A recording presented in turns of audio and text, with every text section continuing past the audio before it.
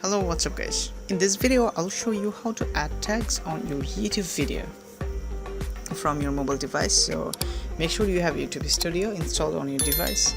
Now let's suppose this is my channel and I want to add tags in this video. So simply tap on that video. Now tap on that pencil icon on the top right side. Now you can see here title, description, okay, everything as well. Now here you can see the more option, right? Just at the very bottom side, just tap on more option. Now here you can see add tags, and at the very top of the you can see.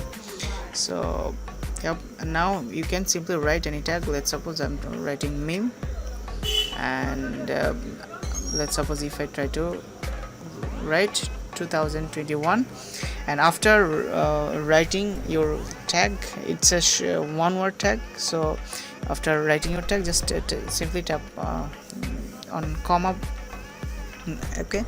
And if you want to add long tail tag, you can just simply, I'm just writing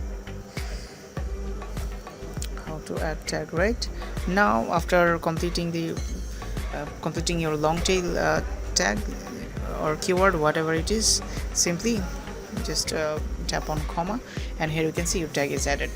And now you can just go back after once you are done with adding your tags, and simply you can save.